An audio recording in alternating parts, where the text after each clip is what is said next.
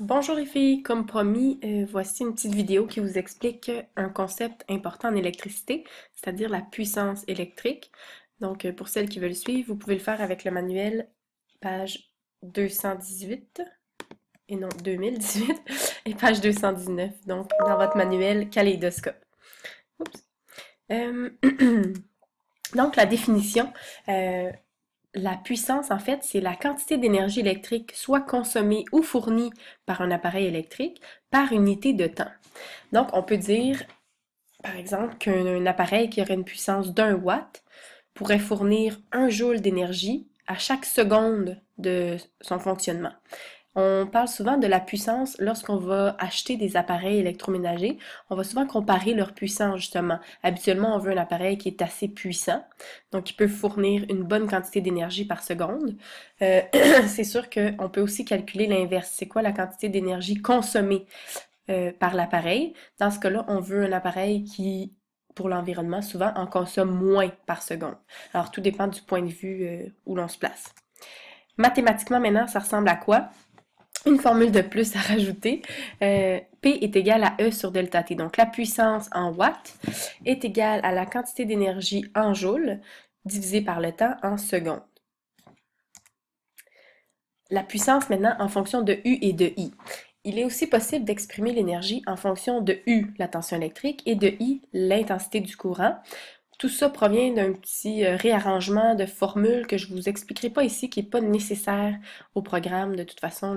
C'est pas au programme de toute façon, donc c'est pas nécessaire de connaître le pourquoi du comment, mais juste de savoir qu'il existe une autre formule qui vous permet de trouver la puissance, mais cette fois-ci en connaissant U et en connaissant I. Donc la puissance en watts va vous être fournie en multipliant U, la tension électrique en volts, par I, l'intensité du courant électrique.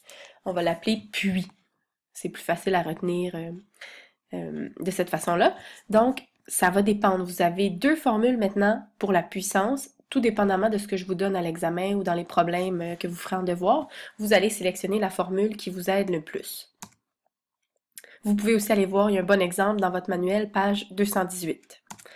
Maintenant, le kilowattheure, ça c'est très important, je vous le dis, ça va être présent à l'examen du ministère, c'est certain, ou presque, là, il y a souvent une question là-dessus. Le kilowattheure, c'est une forme, une unité d'énergie en fait. Je pourrais vous montrer au prochain cours, j'ai apporté une de mes factures d'Hydro-Québec, puis Hydro-Québec utilise le kilowattheure comme unité pour calculer la quantité d'énergie consommée. Donc pour vous donner un exemple, une ampoule de 100 watts, allumé pendant 1 heure, va consommer 360 000 joules. Ça commence à faire beaucoup de joules. Ça, c'est juste pour une petite ampoule. Imaginez votre maison au complet durant un mois ou deux. Habituellement, Hydro-Québec font des factures aux 2, 3 mois même. Imaginez le nombre de joules. Ça vous donnerait une quantité de joules incroyablement grande. Alors, on a inventé une autre unité qui s'appelle le kilowattheure. Donc, le joule n'est pas adapté pour la consommation électrique des habitations. Voici ce que ça donne 1 kWh. 1 kWh, c'est en fait 1000 watts, parce que kilo, on sait que c'est un facteur de 1000. Donc 1 kWh ici, si on le sépare, si on le décortique, c'est 1000 watts fois 3600 secondes. Donc ce serait 3 600 000 joules. Lorsqu'on dit qu'un appareil ou peu importe, un objet a utilisé ou a consommé 1 kWh d'énergie, ça correspond en fait à 3 600 000 joules.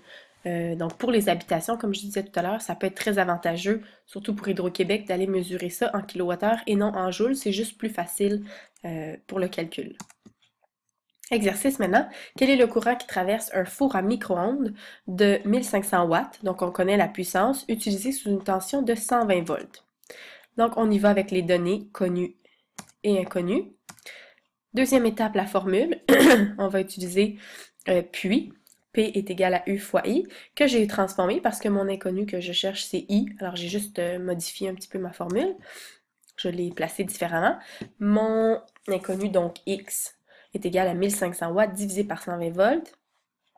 J'arrive avec une réponse, là je pense que vous la voyez pas, elle est en dessous, là, de 12,5 ampères. Donc ça vaudrait la peine prendre 2 minutes, peut-être essayer de résoudre le problème et de s'assurer que vous ayez bien compris. Maintenant, une petite vidéo sur la pollution lumineuse, je vous la montrerai pas maintenant, je pourrais vous la montrer en classe dans les prochains cours. Et votre devoir, c'est manuel, page 219 à 221. Merci beaucoup. On se voit bientôt. Au revoir.